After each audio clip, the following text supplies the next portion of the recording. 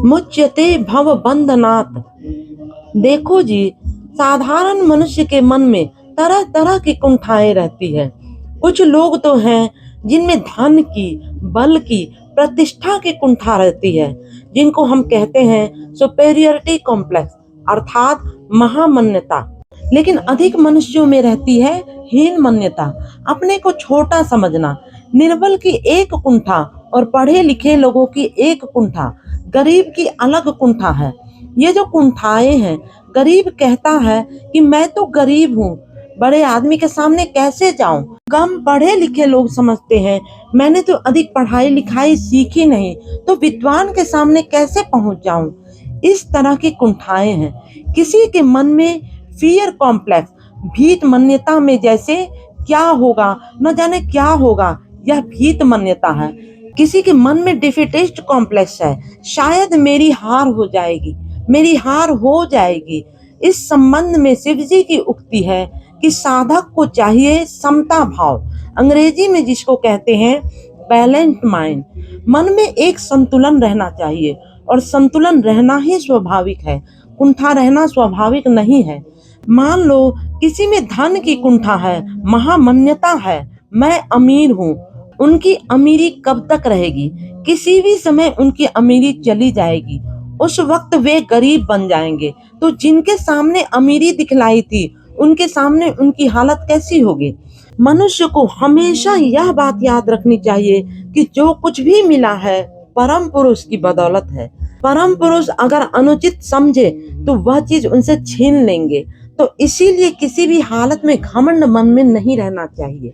अगर घमंड रहना हो तो एक घमंड रहना चाहिए। वह घमंड क्या है? मैं परम पुरुष की संतान हूँ। जगत की जितनी संपदाएं हैं, उन संपदाओं का उत्स कौन है, कारण कौन है? वे है परम पुरुष। जिनके पास सब कुछ है, उन परम पुरुष का मैं बेटा हूँ, मैं बेटी हूँ, यही सबसे बड़ा घमंड है। इसके अतिरिक्त और घमंड रहने की कोई वजह नहीं है। अब इंफेरियोरिटी कॉम्प्लेक्स, हीन मान्यता है अपने को छोटा समझना। लोगों में तुम देखते हो जो कम पढ़ना लिखना सीखे हैं, उनके मन में कुछ संकोच रह जाता है कि हम अधिक पढ़े लिखे नहीं हैं, अथवा जो गरीब हैं उनके मन में संकोच रह जाता है। क्यों ऐसा संकोच है? क्यों ऐसी कुंठा है? देखो जी, सब कोई परम पुरुष की संतान है।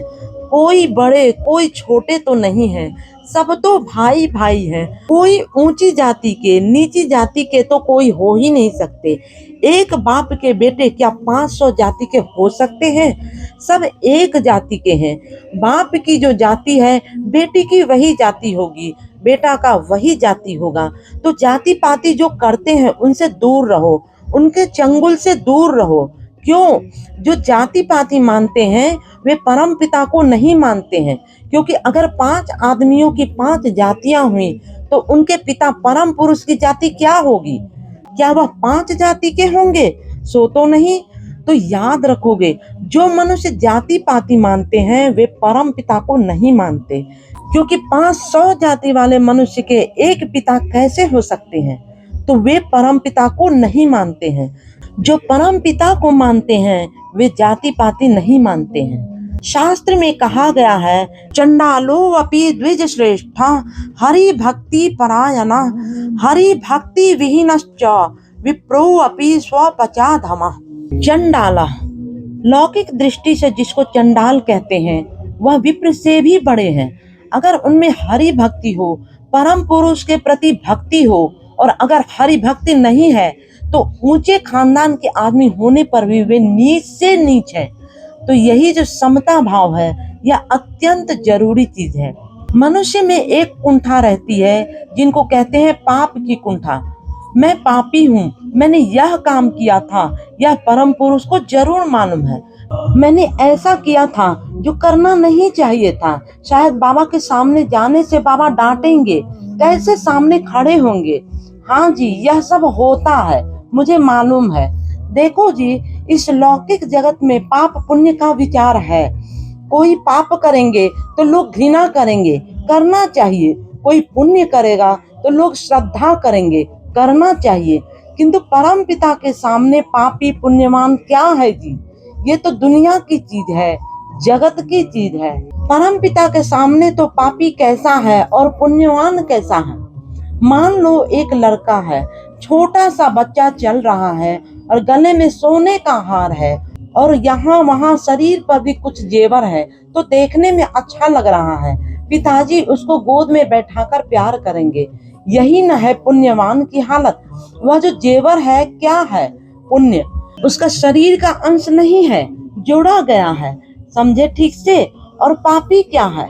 एक छोटा बच्चा सड़क पर चल रहा है और चलते चलते नाली में गिर गया, तो पैर में हाथ में कीचड़ लग गया। उस समय पिता घृणा नहीं करेंगे, सड़क के और लोग घृणा करेंगे। पिता क्या करेंगे? फौरन आ जाएंगे, उसको नाली से उठाएंगे, उसके हाथ पैर धोकर साफ सुथरा करके अपने गोद में बैठा लेंगे और बोलेंगे, बेटा क्यों रोते हो? ठीक हो गए हो, साफ सुथरे हो गए हो। तौलिया से पोंछ देंगे। यही है ना पापी?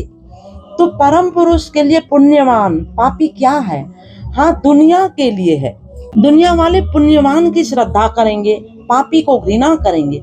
ठीक है, इसीलिए मन में कभी इस तरह की भावना नहीं रहनी चाहिए कि मैं पापी हूँ, मैं परम पुरुष के सामने किस तरह से खड़ा होऊंगा।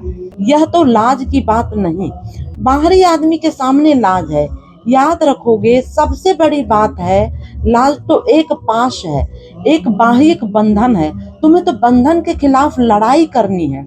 इसीलिए हमेशा याद रखोगे, मन में किसी प्रकार का कॉम्प्लेक्स नहीं रहे। न महामान्यता अर्थात सुपेरियरिटी कॉम्प्लेक्स, न हीन मान्यता अर्थात इंफेरियरिटी कॉम्प्लेक्स। मन में संतुलन रहेगा, तुम हिम्मत के साथ आगे बढ़ते रहोगे। यही होना चाहिए।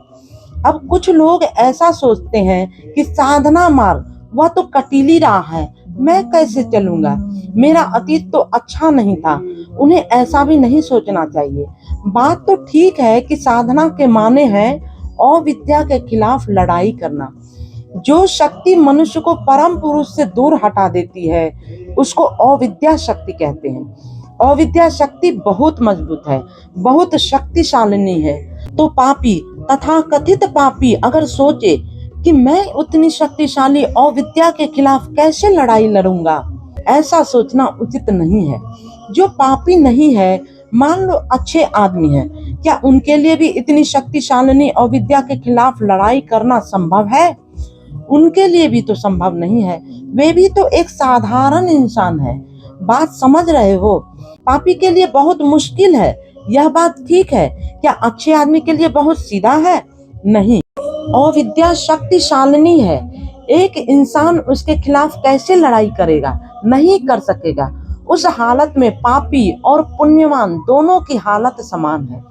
मगर इसमें पापी हो या पुण्यवान, जो इंसान है, मैंने कहा वह तो परम पुरुष की संतान है और उनको किसी भी हालत में घबराना नहीं चाहिए, डरना नहीं चाहिए, क्योंकि जो परम पुरुष की भावना लेते हैं क्रमशः उनके नजदीक तो पहुंच रहे हैं। परम पुरुष के नजदीक पहुंच रहे हैं माने परम पुरुष की शक्ति उनको मिलती रहती है। वे कमजोर कहाँ रहते हैं? कमजोर नहीं रहते हैं। और यह बात तो ठीक है, अविद्या शक्तिशालिनी है, मगर यह बात भी याद रखनी चाहिए कि वह अविद्या शक्ति किसकी है? वह तो आसमान से नहीं उतर आई है। वह क्या है? वह परम पुरुष की शक्ति है। शक्ति सा शिवस्य शक्ति, अर्थात परम पुरुष के शासन में वह अविद्या शक्ति है। अगर तुम्हारी मोहब्बत परम पुरुष से हो गई तो अविद्या शक्ति तुमसे भी तो डरने लगेगी, क्योंकि अविद्या को भी मालूम हो गया है कि यह कम नहीं है, यह साधारण नहीं है, यह परम पुरुष से मोहब्बत करता है, तो मैं इसके पास नहीं जाऊंगी। तो इसीलिए परम पुरुष की शक्ति क्या है? अपिचेत सुदुराचारो भजते माम अन्यक भा, सोऽपि पाप विनिर्मुक्तो मुच्यते भव बंधनात्। अपिचेत सुदुराचारो, सुदुराचारी माने जिसका आचरण समाज के लिए खराब है, उसको दुराचारी कहते हैं। और जिनका आचरण इतना खराब है कि दुराचारी भी उन्हें घृणा करते हैं, वे है सुदुराचारी। तो अगर एक सुदुराचारी व्यक्ति भी एक मन होकर अन्य मनसा होकर मेरी भजना करता है, अगर पापी से भी पापी, जो पापी से भी पापी है, वह भी अगर प्रेम से मोहब्बत से मेरी भजना करता है, वह भी पापों से मुक्त हो जाता है और मैं उसे भव बंधनों से मुक्त कर देता हूँ। इसीलिए किसी भी हालत में किसी भी मनुष्य के लिए घबराने की कोई बात नहीं है, डरने की कोई वजह नहीं है। जो मनुष्य परम पुरुष के शरण में आ गए, उनकी जय अवश्यम भावी है। श्री श्री आनंद मूर्ति जी। संध्या काल 31/10/1989 ईस्वी, कुल्लू।